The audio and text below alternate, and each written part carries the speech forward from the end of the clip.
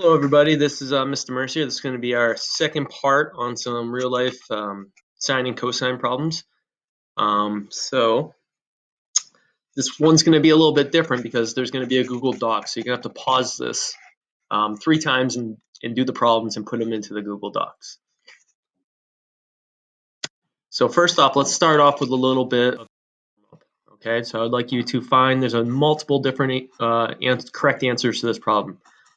So actually an infinite number. So what I'd like you to do is pause this and do this problem.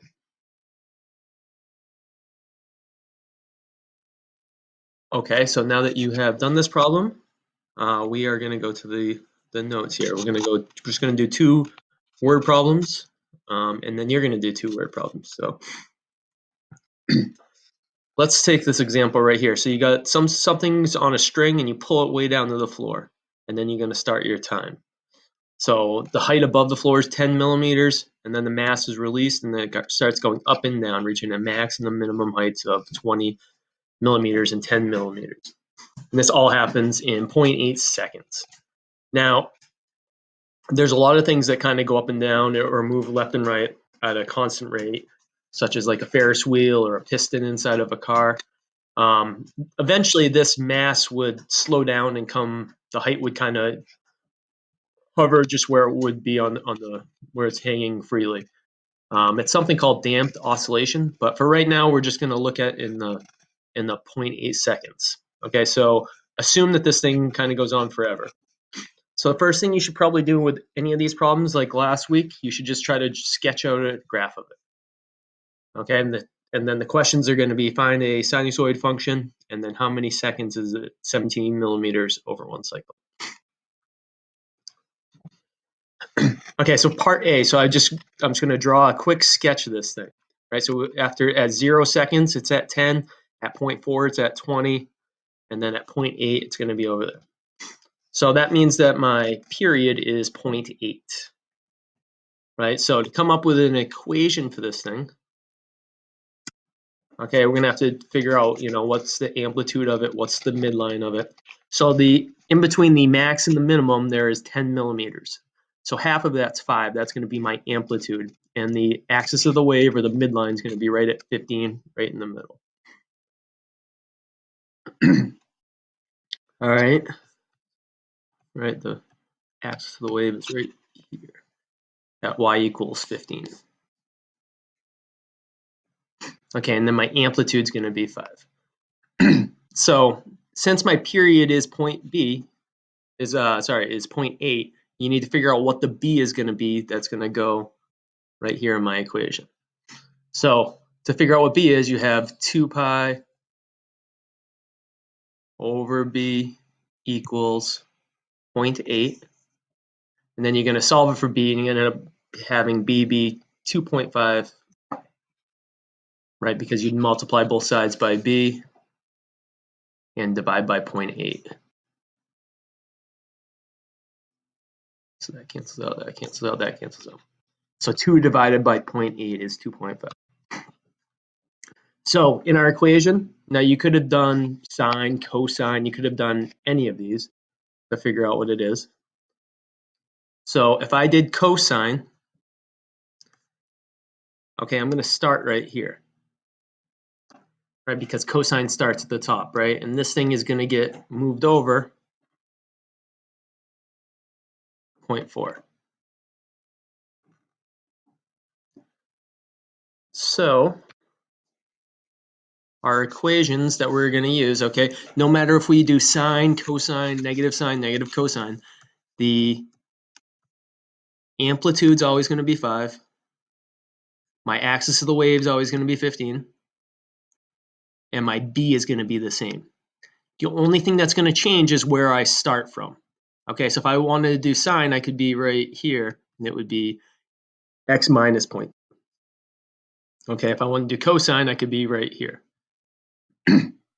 Okay, if I wanted to start right here, I could do that also, where it would be y equals 5, okay, cosine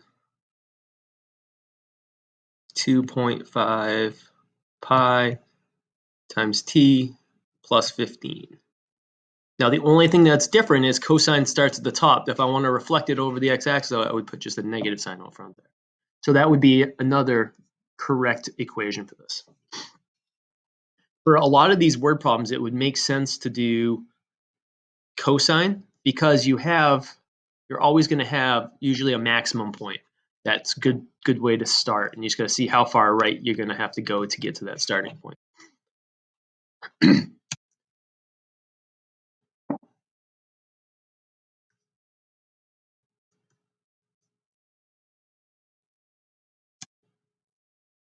Oops.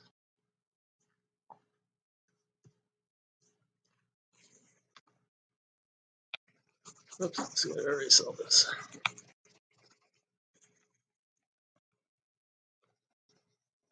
All right, so the next part of the question asks, for how many seconds is it above 17? So what you're going to do is you're going to go to Desmos and you're going to type in this equation. Now, what's really, really, really important here is that you make sure you add in all of these parentheses, right? The 2.5 pi has to be outside of your phase shift, or you're shifting to the right 0.4. Okay, so make sure you have two sets of parentheses right there and then plus 15. Now, over here, what you can't see what I added in was I put x in between 0 and 0.8. It's not really that important, though. Okay, so if I look here, this graph is above 17 in between 0.25 and 0.24, and sorry, in between 0.2524 and 0.5476 seconds. So it's going to be above here for, if I subtract these two things, this many seconds. So 0.29 seconds is when I do that subtracted by that.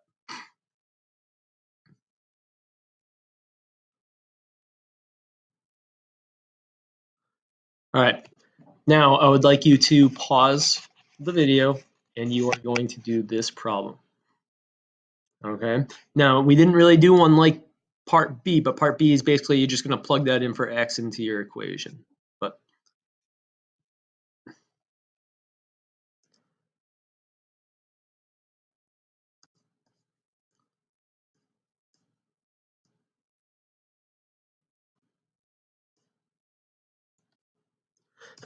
all right, now we're going to do a regression equation. Okay, now we've done these a bunch in pre-calc 1.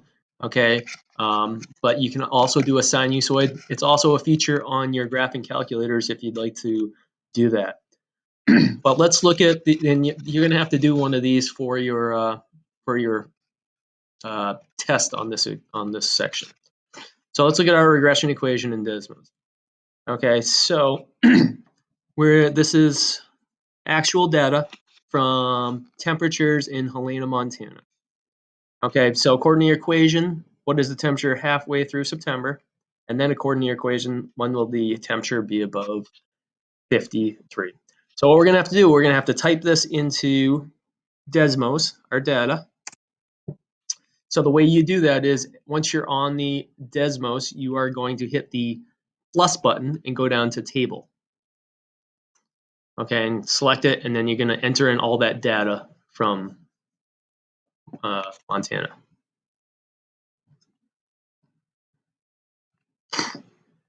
All right, the next thing we are going to do after you type in all of that data is we need to come up with a regression equation.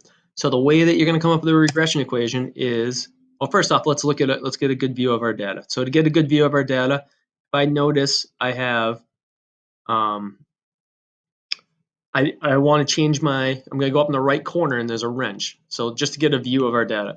So I'm going to pick, I want to be in between X. So since I'm only doing the first 12 months, I only really care about 0 through 12. So for my x-axis, I'm going to try to make it in between -1 and 13. Now my y-axis, I'm just going to kind of look at the temperatures that I have. And it looks like my minimum, looks like I have about 20 degrees and I go all the way up to 68 degrees. So what I want to do is I'm going to put my y-axis in between 10 and 75, just so I get a good view of what I can do and I can use this data. Next thing I'm going to do is come up with a regression equation. So the way that you have to type in this regression equation is first you have to use the variables we're going to use is going to be y1 and x1. And the reason that is because on our table, it's going to draw from y1, x1. So if you had like a second table, it'd become x2, y2. Okay, and then we're just going to type in our, instead of equals, you got to do the little tilde button. It's kind of right above the tab on your calculator at the top left corner. And then we're just going to plug in our amplitude, the thing that affects my period, the phase shift, and up and down. Now you can use any letters you want here. What's important is you have this tilde. You're going to use y1 and x1 so it draws off of those tables. And if you look down here, they tell you what each of these things are going to be. Okay, now we talked about R squared value a lot earlier in the year. Okay, now we want this number to be close to 1. If we look, it's almost a perfect match. Okay, we typically want just anything above 0.9, and this one's way above 0.9, right? So the correlation coefficient's the R, this is the constant variation. Okay, so that's a really good match. Okay, so this is going to be my regression equation that I get. Okay, so basically it tells you what the A is going to be. So this has an amplitude of 23.4. The B, okay, the B's you get from the period, right? 2 pi over B, and it solves it for it already. The H is my phase shift to get to the sign. So I'm right in the middle going up after almost 4 months. And then the K is the midline. So the equation is going to be this, right? You just kind of plug in A, B, H, and K.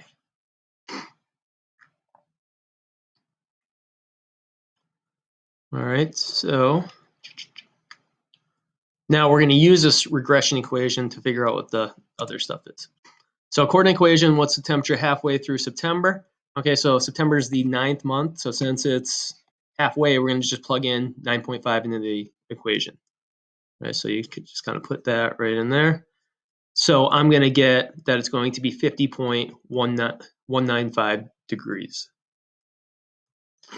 Okay, so this could also be, if you kind of look at your graph and kind of hover over 9.5, and you would see the temperature would be right onto that graph also. Now, when you type this into your calculator, make sure you are in radian mode. Really important. Next question, according to the equation, when will the temperature be above 53? So right in Desmos, you're going to type in y equals 53. Now to graph that line, you have to type in y equals, or if you just type in 53, it won't graph it. And see, you want to see where is this thing above the line, y equals 53. So all of these months, okay, is going to be above 53 degrees according to our data. Okay, now 4.758, so it's in between 4.758 and 9.249. Now to figure out when that is, okay, so April is the 4th month, and there's 30 days in April. So I did 0.758 times 30, and I got 22 to give me April 22nd. And I did 0.249 times 30, since it's 30 days in September also, and I ended up with 7. So it's going to be in between these 2 days. All right. So here is some more data from New Mexico, Albuquerque. Okay, so I'm going to say goodbye, but you should definitely pause the video and try this problem. Good luck with everything. Hope everyone is enjoying school as much as you can right now. I miss you guys, and take care.